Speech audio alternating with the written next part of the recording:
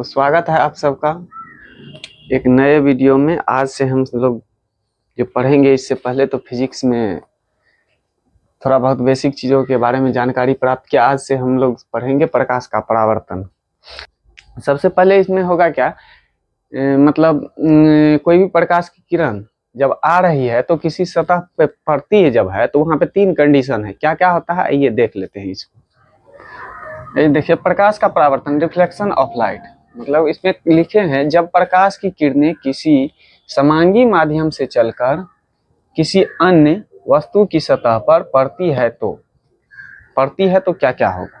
इसके बाद एक लिखे हैं समांगी माध्यम। समांगी माध्यम के बारे में इससे पहले वाले वीडियो में बता चुके हैं। मतलब ऐसा माध्यम जिसके प्रत्येक भाग का गुण एवं बनावट समान होता है। आइए देखते हैं अब ये जो किसी समांगी माध्यम से चलकर किसी सरफेस पर पड़ता है तो होता क्या क्या है। इसमें देखिए तीन कंडीशन होगा। पहला होगा तो वस्तु द्वारा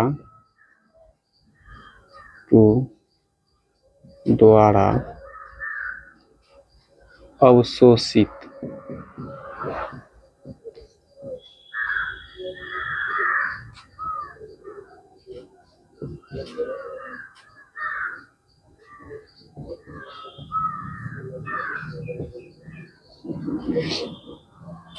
अब कोई ऐसा मतलब वस्तु हो गया जिस पे प्रकाश की किरण जाएगा तो मतलब वहां से रिफ्लेक्ट नहीं होगा। जैसे कि कोई ब्लैक चीज पे अगर हम कोई प्रकाश की किरण मतलब प्रकाश देते हैं तो वहां से क्या होगा, रिफ्लेक्ट होकर वो वापस नहीं आता है, वो अवशोषित ही हो जाता है। जैसे इसका एग्जाम्पल अभी गर्मी के समय में होगा, जैसे कोई काला कपड़ा पहन के एक बार बाहर निकल के देखिए, उसमें क्या होता है, प्रकाश की किरण धूप जो आ रही है, ब्लैक कलर का कपड़ा जो होता है वो पूरा सब किरण को अवशोषित कर लेता है, इसीलिए उसमें ज्यादा गर्मी लगने लगता है। उसी तरह मतलब वस्तु द्वारा अवशोषित हो जाएगा तो वहां पे रिफ्लेक्ट तो होगा नहीं, पूरा अवशोषित ही हो जाएगा। दूसरा कंडीशन क्या हो सकता है,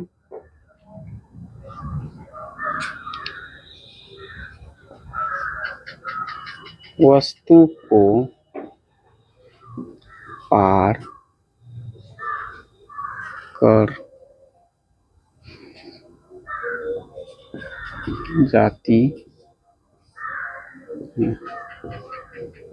एक कंडीशन ये भी हो सकता है कि कोई पारदर्शी वस्तु होगा, उसमें क्या होगा, एक साइड से प्रकाश की किरण देंगे, दूसरी ओर मतलब वो पार होके चल जाएगी, दूसरी ओर निकल जाएगी और वो जाते रहेगी।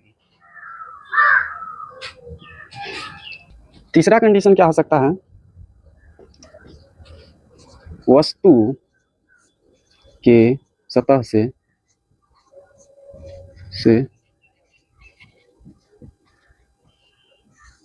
टकराकर लौट जाती है। तीसरा कंडीशन में होगा, कोई एक ये सतह है, तो इधर से आया प्रकाश किरण और यहाँ से टकराकर वापस लौट गया, ऐसे आया और यहाँ से टकराकर लौट गया। तीसरा कंडीशन में या तो मतलब इधर से आएगा तो अवशोषित भी नहीं होगा, और इधर से ये पार करके उधर भी नहीं जाएगा, इधर नहीं जाएगा, क्या होगा, वस्तु से टकरा के वापस इधर लौट जाएगी। तीसरा कंडीशन ये होगा।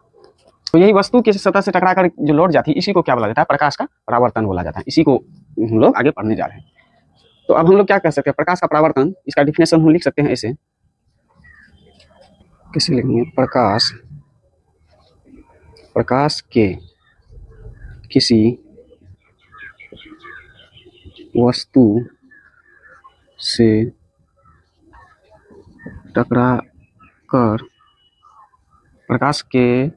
टकराकर अपने पहले माध्यम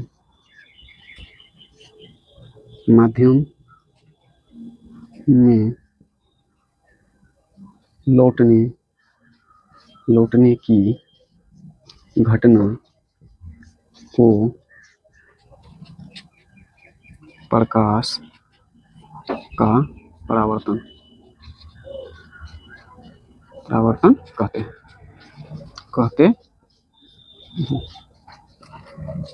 जब प्रकाश की किरण किसी माध्यम से आती है और किसी सरफेस से टकरा के, मतलब जिस माध्यम से आई है उसी माध्यम में वापस लौट गई, तो इसको क्या कहेंगे हम, प्रकाश प्रकाश का क्या कहेंगे, परावर्तन कहेंगे। आगे बढ़ने से पहले कुछ पॉइंट है, इसको देख लीजिए। जैसे मतलब परावर्तक सतह किसको बोला जाता है? परावर्तक सतह मतलब होता है जहां से जिस सतह से प्रकाश परावर्तित होती है उसको परावर्तक सतह बोला जाता है। इसमें वही लिखा है, प्रकाश जिस सतह से टकराकर अपने ही माध्यम में लौटता है उसे परावर्तक सतह कहते हैं। जैसे ये कोई सतह है, यहाँ से प्रकाश आया और यहाँ से टकरा के वापस चल गया, तो ये क्या हो गया, ये जो सतह होगा यही हो जाएगा क्या, परावर्तक सतह। उसके बाद कह रहा है चांदी सबसे अच्छा परावर्तक है। परावर्तक के रूप में चांदी का उपयोग ज्यादा, मतलब सबसे अच्छा परावर्तक यही है। इसीलिए जो दर्पण होता है जिसमें हम लोग अपना चेहरा देखते हैं, उसमें क्या होता है, एक तो ग्लास होता है, कांच होता है, उसके पीछे एक चांदी का बहुत पतला सा परत क्या करता है, उसके ऊपर चढ़ा दिया जाता है। उस चांदी के उस परत के ऊपर से कोई भी किसी भी कलर का एक पेंट कर दिया जाता है, ताकि उस पर खरोंच उड़ोच न लगे, इसलिए उस पर बाहर से एक पेंट कर दिया जाता है। कह रहा है चांदी सबसे अच्छा परावर्तक है। उसके बाद है परावर्तक सतह के रूप में समतल दर्पण का उपयोग किया जाता है। अभी जो हम लोग पढ़ेंगे आगे थोड़ा परावर्तन का नियम इसमें, उसमें क्या करेंगे, समतल दर्पण। समतल दर्पण प्लेन मिरर मतलब हो गया वो सीधा, जिसका ग्लास शीशे का मतलब पूरा फ्लैट सीधा सरफेस रहता है, सीधा रहता है। अगला टॉपिक, प्रकाश परावर्तन दो प्रकार के होता है। प्रकाश का परावर्तन जो होता है वो दो प्रकार का होता है, एक होता है नियमित, एक होता है अनियमित। अब देखिए नियमित और अनियमित में क्या होता है। अब कोई प्लेन सरफेस है, मतलब जो जिस सरफेस से परावर्तन हो रहा है वो सरफेस प्लेन है, तो उसमें क्या होगा, जैसे यहाँ से एक किरण आया है तो यहाँ से पड़ने के बाद परावर्तित हो गया, तो ये हर जगह के लिए समान हो रहेगा। अब दूसरा, इसको अगर आगे हम बढ़ा लेते हैं तो इधर भी आएगा तो ऐसे ही यहाँ से यहाँ ऐसे लौटेगा, फिर कहीं से दूसरा आया तो यहाँ से फिर ऐसे ही लौटेगा। इसमें प्रत्येक सतह पे जहाँ कहीं भी मारेंगे तो वो नियमित रूप से एक ही तरह से परावर्तित होगा। दूसरा अनियमित परावर्तन। अब अनियमित में क्या होगा, इसका सरफेस जो है टेढ़ा गोचा ऐसे वैसे है, इसे उबड़ खाबड़ है। इसमें क्या होगा, अब इसमें देखिए जैसे यहाँ पड़ रहा है तो यहाँ पे जहाँ पे पड़ रहा है यहाँ पे कैसा सरफेस है उस हिसाब से हो सकता है। यहाँ पे अगर ऐसा सरफेस रहेगा तो ये इधर जा सकता है, यहाँ पे हो सकता है सरफेस ऐसा हो गया तो इधर भी जा सकता है, फिर यहाँ पे इधर भी जा सकता है कहीं, फिर हो सकता है यहाँ पे पड़ रहा है तो यहाँ पे सरफेस के साथ वहाँ से ऐसे भी आ सकता है, हो सकता है किसी पॉइंट पे वापस सेम पाथ पे भी लौट सकता है। तो इसी को बोला जाता है अनियमित परावर्तन। वो जैसे ऊबड़ खाबड़ जगह है तो उसमें प्रत्येक पॉइंट के लिए जहाँ पे वो आपतित किरण पड़ रही है वहां से उस जहाँ पे आपकी किरण पड़ रही है उस बिंदु पे कैसा सरफेस है उसके हिसाब से, यहाँ पे तो फ्लैट सरफेस है, प्लेन है, तो वहाँ पे सब जगह पूरा मतलब एक ही तरह से परावर्तन हो रहा है। इसी को बोला जाता है नियमित परावर्तन और इसको अनियमित परावर्तन। मतलब इसमें हम कह सकते हैं कि इसमें आएगा कोई प्रकाश किरण तो ऐसे आएगा और यहाँ से ऐसे लौट जाएगा, सेम जैसे यहाँ बनाए हैं ऐसे ही लौटेगा हर जगह के लिए। लेकिन इसमें ये नहीं कहा जा सकता है कि मतलब कहाँ से किधर लौट जाएगा, जहाँ पे पड़ेगा उस हिसाब से। यहाँ पे तो कहीं भी डाल देंगे प्रकाश किरण को तो एक ही जैसे इसमें लौटा है वैसे ही लौटेगा, लेकिन इसमें जहाँ पे प्रकाश की किरण पड़ेगा उस हिसाब से वहाँ पे किस तरह का सरफेस है उस हिसाब से उसमें परावर्तन होगा। ये इसको लिख देते हैं। नियमित परावर्तन में लिखें, जब प्रकाश की किरणें चिकनी और चमकीली सतह पर पड़ती है तो वे नियमित रूप से परावर्तित हो जाती है। ऐसे परावर्तन को नियमित परावर्तन कहते हैं। यहाँ पे एक जो सरफेस है अपना पूरा प्लेन है, फ्लैट सरफेस है और चिकना है, इस पे पड़ेगा कोई, इसको पे देंगे किरण तो परावर्तित नियमित रूप से होगी प्रत्येक जगह के लिए। उसके बाद है अनियमित परावर्तन, जब प्रकाश की किरणें रुखरी और चमकीली सतह पर पड़ती है तो वे अनियमित रूप से परावर्तित, यही जो अभी बताए थे। इसमें अनियमित, इसमें कोई ठिकाना नहीं, कहीं भी जा सकता है प्रकाश की किरण अपने सरफेस के हिसाब से। ये डायग्राम इसमें और ये डायग्राम इसमें। समतल दर्पण से परावर्तन का नियम, परावर्तन देखते हैं इसको। जब प्रकाश की किरण समतल दर्पण के परावर्तक सतह पर पड़ती है तो निश्चित नियमानुसार परावर्तित हो जाती है, जिसे प्रकाश का परावर्तन करते हैं। अब देखिए समतल दर्पण पे जो पड़ रही है तो इसका कुछ परावर्तन का नियम होता है, नियम आगे पढ़ेंगे, पहले देख लेते क्या क्या होता है इसमें। जैसे बनाए इधर यह एक समतल दर्पण है, इधर से ये वो आपतित किरण है जो आ रही है, यहाँ से इस पे पड़ने के बाद बी पे चली जाती है, यानी कि वो भी परावर्तित किरण हो गई। यही लिखे इधर आपतित किरण, परावर्तित किरण और ये अभिलंब। अभिलंब जो डाले हैं इसको आपतित किरण और परावर्तित किरण से कोई मतलब नहीं है। अब अभिलंब होता है ये जो अपना सतह है परावर्तक सतह, इस पे लंब डाला जाता है, इस पे 90 डिग्री का कोण बना के डाला जाता है। इसको आपतित किरण और परावर्तित किरण से कोई लेना देना नहीं। और जहाँ पे जिस बिंदु पे लंब डाला गया है उसको बोला जाता है आपतन बिंदु। इसके बाद आपतन मतलब अभिलंब और आपतित किरण के बीच में इधर जो कोण बन रहा है इसको बोला जाता है आपतन कोण, इसको आई से डिनोट किया जाता है, आई से सूचित किया जाता है। और अभिलंब और परावर्तित किरण के बीच में जो कोण बन रहा है उसको बोला जाता है परावर्तन कोण, इसको आर से सूचित किया जाता है। आइए अब इस चीज को सबको पहले बारी बारी से लिख के समझ लेते हैं, उसके बाद फिर परावर्तन के नियम को देखेंगे। इधर 3 चीजें लिखे, आपतित किरण, आपतन बिंदु और परावर्तित किरण। आइए इस तीनों को इसमें समझते हैं। आपतित किरण, आपतित किरण किसको कहा जाता है, इधर लिखा हुआ, इधर देखिए। जो किरण आके परावर्तक सतह से आके टकराती है, जो किरण आके परावर्तक सतह से टकराती है उसको क्या बोला जाता है, आपतित किरण। वही चीज इधर लिखे हैं, वह किरण जो दर्पण की सतह पर पड़ती है, मतलब उधर से आके पड़ती है, टकराती है, आपतित किरण कहलाती है। इसमें क्या हो जाएगा, ए ओ, यहाँ से ए से लेके ओ तक, ये क्या हो जाएगा, आपतित किरण।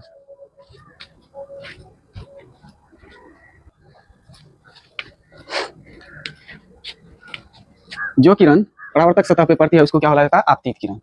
उसके बाद अगला आपतन बिंदु, ओ ए ओ हो गया आपतित किरण, आपतन बिंदु। यहाँ पे आपतित किरण जिस बिंदु पे आके पड़ती है, कहीं ना कहीं किसी पॉइंट पे तो ये पड़ती है, यहाँ पे वो पॉइंट ये है, तो जिस पॉइंट पे आके आपतित किरण पड़ती है उसी को क्या बोला जाता है, आपतन बिंदु। वही चीज इसमें लिखा हुआ है, जिस बिंदु पर आपतित किरण सतह से टकराती है, यानी ये आ रही है कि कहीं ना कहीं तो सतह से टकरा रही है, जहाँ पे सतह से टकरा रही है उसी को क्या बोला जाता है, उसी को बोला जाता है आपतन बिंदु। उसके बाद परावर्तित किरण, जो किरण सतह से टकरा के लौटी है वापस, उसको क्या बोला जाता है, परावर्तित किरण। यानी कि ये यहाँ से यहाँ तक आई, ये हो गई आपतित किरण, यहाँ पे जिस बिंदु पे टकराई वो हो गया आपतन बिंदु, और टकराने के बाद वापस जो लौट रही है उसको परावर्तित किरण बोला जाता है। वही इसमें लिखा हुआ वह किरण जो दर्पण के परावर्तक सतह से टकराकर वापस लौट जाती है, परावर्तित किरण कहलाती है। चित्र में ओ बी, यहाँ से ओ से लेके और बी तक ये जो हो गया परावर्तित किरण।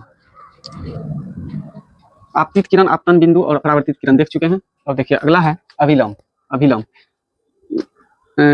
आपतन बिंदु पे जो यहाँ पे लंब खींचा जाता है उसी को अभिलंब बोला जाता है आपतन बिंदु पे, यानी परावर्तक सतह के साथ, मतलब आपतित किरण और परावर्तित किरण से कोई लेना देना नहीं है इसका, सिर्फ अभिलंब जो खींचेंगे वो परावर्तक सतह जो है उस पर 90 डिग्री का कोण बना के खींचा जाता है, इसी को अभिलंब बोला जाता है। वही लिखा गया, वह सीधी रेखा जो दर्पण के आपतन बिंदु पर लंब होती है, यानी यहाँ पर ये लंब है, यहाँ पे जो आपतन बिंदु हुआ, जैसे इसमें ये हो गया आपतन बिंदु यहाँ पे, तो यहाँ पे ये लंब है 90 डिग्री कोण के साथ, और ये है परावर्तक सतह, इस सतह के साथ इसका 90 डिग्री का एंगल होना चाहिए। उसके बाद है आपतन कोण। आपतित किरण और अभिलंब के बीच में और इस आपतन बिंदु पे जो कोण बनता है उसको बोला जाता है आपतन कोण। वही इस चीज में इधर लिखा है आपतित किरण अभिलंब के साथ आपतन बिंदु पर, यानी कि आपतित किरण अभिलंब के साथ आपतन बिंदु पर यहाँ पर ये जो कोण बन रहा है, जो कोण बनाती है आपतन कोण कहलाती है, इसी कोण को आपतन कोण, इसको आपतन कोण कहा जाता है। वैसे सेम उसी तरह है परावर्तन कोण। परावर्तित किरण अभिलंब के साथ आपतन बिंदु पे जो कोण बनाती है उसको क्या बोला जाता है, परावर्तन कोण। वही परावर्तित किरण अभिलंब के साथ आपतन बिंदु पर जो कोण बनाती है वह कोण परावर्तन कोण कहलाता है। और इसमें प्रत्येक कोण को दर्शाया गया है, जैसे ए ओ एन मिला के ये क्या बनाएगा, आपतन कोण, बी ओ एन मिला के ये क्या बनाएगा, परावर्तन कोण। आपतन कोण को आई से सूचित किया जाता है, परावर्तन कोण को आर से सूचित किया जाता है। वही तीनों चीज यहाँ पे लिखा गया है। अब आगे है परावर्तन का नियम, इस नियम को देखेंगे। ये चीज जरूरी था परावर्तन के नियम से पहले, क्योंकि ये सब चीज परावर्तन के नियम में यूज होगा, इसलिए इस सब पॉइंट को पहले लिखा दिया गया है, लिख दिए। अगला है प्रकाश के परावर्तन के नियम। प्रकाश के परावर्तन के मुख्यतः दो नियम होता है, ये दोनों को देखते हैं बारी बारी से क्या क्या होता है। इसमें एक चीज है, प्रकाश के परावर्तन के आधारभूत नियम समतल तथा वक्र सतहों के लिए समान होते हैं। अभी जो नियम अभी पढ़ेंगे वो समतल सतह होगा तो भी, और अगर सतह वक्र हो तो भी, दोनों के लिए समान ही रहता है। वहां पे ऐसा नहीं है कि अगर सतह ऐसा वक्र वाला सतह आ गया तो उसके लिए परावर्तन का नियम चेंज हो जाएगा, चेंज नहीं होता, दोनों सतहों के लिए नियम समान ही रहता है। इसमें पहला नियम कहता है, इसमें देख लीजिए, कह रहा है पहला नियम कह रहा है कि आपतित किरण, परावर्तित किरण और आपतन बिंदु पे डाला गया, इस यानी इस बिंदु पे जो अभिलंब डाल रहे हैं तीनों एक ही समतल में होता है, यानी ऊपर है तो ऊपर ही होगा, नीचे अगर नीचे बना रहे हैं तो नीचे ही होगा। ऐसा नहीं है कि आपतित किरण जो है, आपतित किरण ऊपर में है तो परावर्तित किरण इधर इस साइड हो जाएगा, ऐसा नहीं हो सकता। अभिलंब भी अगर आपतित किरण इधर से आ रही है, इधर जा रही है, तो अभिलंब भी इस ऊपर में ही बनाना है, ना कि नीचे बनाना है, तो फिर होगा ही नहीं, अभिलंब भी ऊपर ही बनाना है। यही कहता है पहला नियम कह रहा है आपतित किरण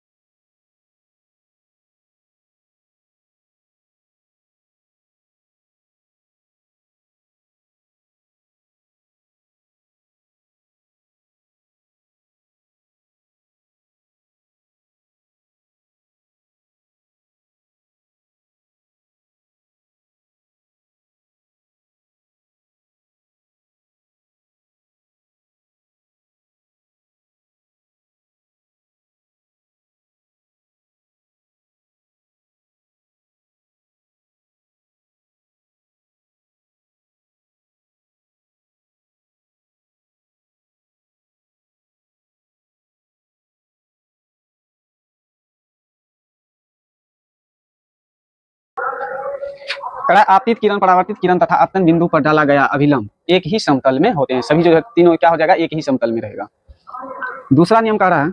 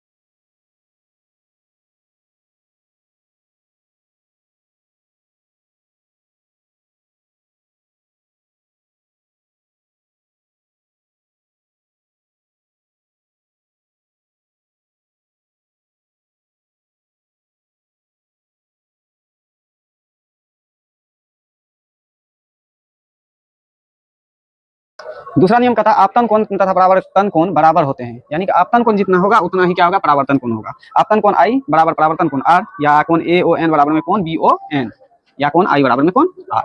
यही दोनों नियम है। इसको देख आगे एक टॉपिक बच गया, इसमें देखते हैं समतल दर्पण पर लंबवत पढ़ने पर वाली। अब मान के चलिए एक ये क्या है, समतल दर्पण है, समतल दर्पण है।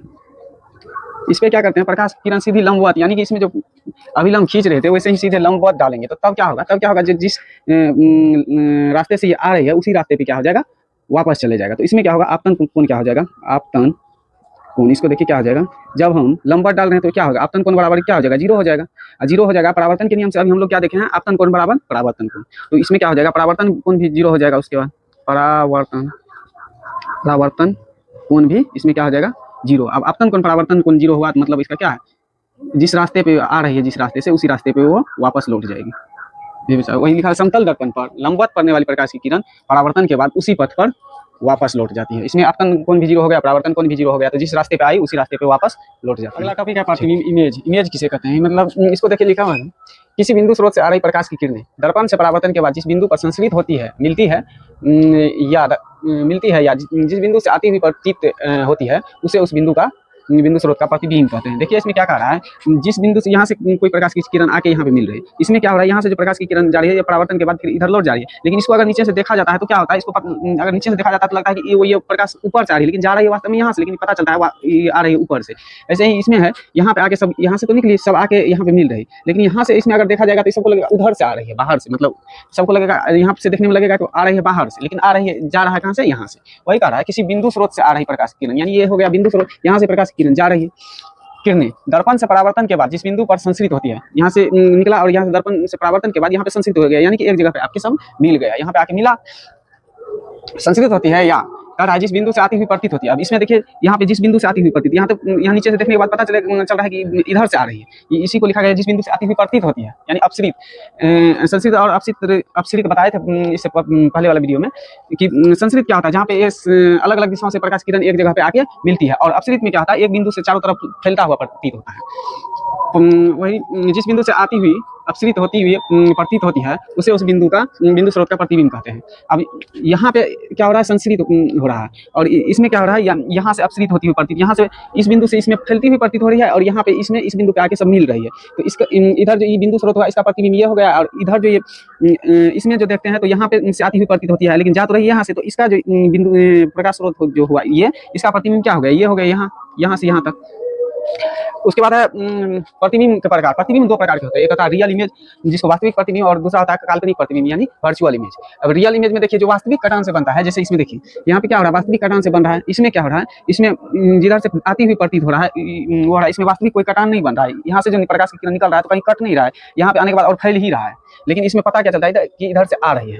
वही लिखा है, जब किसी बिंदु स्रोत से आ रही प्रकाश की किरणें परावर्तन के बाद एक बिंदु पर संश्रित होती है, यानी वास्तविक प्रतिबिंब में क्या होता है कि एक बिंदु पे आके संश्रित रहती है, यानी कि एक बिंदु पे सब आके इकट्ठा मिल जाती है। उसके बाद संश्रित होती है तो वह बिंदु उस बिंदु स्रोत का काल्पनिक, तो क्या हो जाएगा, एक जगह पे जिस बिंदु पे आके मिल रहा है वही बिंदु क्या हो जाएगा, उसका वास्तविक प्रतिबिंब होगा। उसके बाद है काल्पनिक प्रतिबिंब, वर्चुअल इमेज में कर रहा है, जब किसी बिंदु स्रोत से आ रही प्रकाश की किरणें दर्पण से परावर्तन के बाद एक बिंदु से आती या अपसरित होती हुई प्रतीत होती है। अब इसमें देखिए क्या हो रहा है, इसमें क्या हो रहा है, इसमें अगर नीचे से देखा जा रहा है तो लग रहा है कि ऊपर से आ रही है प्रकाश की किरण, एक बिंदु से आके आ रही है, क्योंकि आ रही तो अलग अलग यहाँ से निकली है, अलग अलग निकली है, यहाँ पे दर्पण पे पड़ने के बाद परावर्तन के बाद ये फैल जा रही है, लेकिन इधर से नीचे से देखने के बाद क्या पता चल रहा है कि एक बिंदु से ही आ रही है। लिखा स्रोत से आ रही प्रकाश की किरणें परावर्तन के बाद जब बिंदु से आती अपसरित होती हुई प्रतीत होती है, तो वह बिंदु उस बिंदु स्रोत का, यानी कि कौन सा बिंदु हो जाएगा, ये जहां से आ रही है वो बिंदु स्रोत कौन हो गया, ये हो गया, उसका क्या होगा, प्रतिबिंब हो जाएगा, उस बिंदु स्रोत का काल्पनिक प्रतिबिंब या काल्पनिक प्रतिबिंब, यह क्या हो जाएगा, काल्पनिक प्रतिबिंब हो जाएगा। अगला टॉपिक वास्तविक तथा काल्पनिक प्रतिबिंब में अंतर। एक साइड वास्तविक एक साइड काल्पनिक लिख लिए हैं। देखिए इसमें पहला पॉइंट कर रहा है यह किरणों के वास्तविक कटान से बनता है, और इसमें कह रहा है यह किरणों के काल्पनिक कटान से बनता है। इसमें क्या हो रहा है, वास्तविक कटान यहाँ पे हो रहा है, इसमें क्या हो रहा है, कटान वास्तविक में हो नहीं रहा, ये प्रतीत होता है। उसके बाद अगला पॉइंट में यह प्रतिबिंब हमेशा उल्टा बनता है, यह प्रतिबिंब हमेशा सीधा बनता है। इसमें देखिए जब भी बनेगा नीचे की तरफ, इसमें क्या बनेगा, ऊपर की तरफ सीधा बनता है। जैसे दर्पण के सामने खड़ा होकर देखिए उल्टा थोड़े दिखाई देता है, जैसे हम दर्पण के सामने खड़ा था हम भी सीधे उधर भी देखते हैं तो सीधा ही दिखाई देता है, सीधा खड़े हैं। उसके बाद तीसरा पॉइंट करा, इस प्रतिबिंब को पर्दा पर उतारा जा सकता है जबकि इसको पर्दे पर नहीं उतारा जा सकता है। लास्ट में यह दर्पण के सामने बनता है। जैसे अब ये दर्पण है तो इस साइड से इसका भाग पॉलिश किया हुआ है, तो ये क्या हुआ, इसके सामने मतलब दर्पण जिस साइड है, जिस साइड उसका फेस है उसी साइड बन रहा है। इसमें क्या होता है, इसमें दर्पण के पीछे बनता है, यानी कि इस साइड से पॉलिश किया हुआ भाग है तो इसके पीछे, जैसे आईना के सामने आप खड़ा होकर देखिएगा तो दर्पण क्या होता है, वो पीछे बनता है। अगला है समतल दर्पण द्वारा बने प्रतिबिंब की विशेषताएं। इसमें समतल दर्पण द्वारा जो प्रतिबिंब बनती है उसकी कुछ विशेषताएं होती हैं, देख लीजिए उसमें क्या है। यह प्रतिबिंब काल्पनिक होता है, इसे पर्दे पर नहीं उतारा जा सकता। काल्पनिक प्रतिबिंब होता है, प्रतिबिंब सीधा होता है, ये सब देख चुके अंतर में। वस्तु के समान आकार का होता है, जितना बड़ा वस्तु होगा प्रतिबिंब भी उतना ही बड़ा होगा। अगला पॉइंट, प्रतिबिंब समतल दर्पण के उतना ही पीछे होता है जितनी वस्तु समतल दर्पण के सामने होती है। मतलब समतल दर्पण के सामने जितना दूरी पे खड़ा रहेंगे उतना ही दूरी पे पीछे में प्रतिबिंब बना हुआ दिखाई देता है। उसके बाद अगला है, यह पार्श्व विपरिवर्तन दर्शाता है। विपरिवर्तन और पार्श्व विपरिवर्तन क्या होता है, इसको आगे करते हैं डिस्कस। आइए देखते हैं प्रतिबिंब का विपरिवर्तन एवं पार्श्व विपरिवर्तन क्या होता है। इसमें क्या होता है, विपरिवर्तन में क्या होता है, क्षैतिज अक्ष के परितः 180 डिग्री घूम जाता है। मान के चलिए ये कोई वस्तु है तो ये क्या हो जाएगा, इस क्षैतिज अक्ष के परितः घूमेगा, यानी ऊपर वाला भाग नीचे आ जाएगा और नीचे वाला भाग जो है ऊपर चल जाएगा। तो इसका प्रतिबिंब इधर क्या कैसे बन जाएगा, ये बन जाएगा ऐसे, यानी ऊपर वाला भाग नीचे आ जाएगा, नीचे वाला ऊपर चल जाएगा। उसके बाद है पार्श्व विपरिवर्तन। इसमें क्या होता है, इसमें तो क्षैतिज अक्ष के परितः में घुमा था, इसमें उदग्र अक्ष के परितः घूम जाएगा, यानी वर्टिकल एक्सिस। इसमें क्या होगा, जैसे ये कोई वस्तु है, यहाँ पे 180 डिग्री घूम जाएगा। इसमें क्या होगा, हो जाएगा दायां वाला भाग बाएं भाग में हो जाएगा और बायां वाला भाग दाएं भाग में हो जाएगा। ये हम लोग जो आईना देखते हैं या दर्पण, जो समतल दर्पण होता है, उसमें क्या होता है, हम लोग जब खड़ा होते हैं सामने में तो क्या होता है, हमारा दायां वाला भाग बायां वाला भाग लगता है और बायां वाला भाग दायां वाला भाग लगता है उसमें देखने पे। वही करा है इसमें वर्टिकल एक्सिस के, यही लिखे थे लास्ट में कि पार्श्व विपरिवर्तन को दर्शाता है। यानी जो समतल दर्पण होता है उसमें क्या होता है, पार्श्व विपरिवर्तन होता है, यानी दायां वाला भाग बायां हो जाता है और बायां वाला भाग दायां हो जाता है। वो सॉरी, एक चीज इसमें छूट गया था, इसमें ये डायरेक्शन इंडिकेट करना छूट गया था, इसको कर लीजिए। तो ठीक है, आज की क्लास को यहीं तक रखते हैं। Thank you.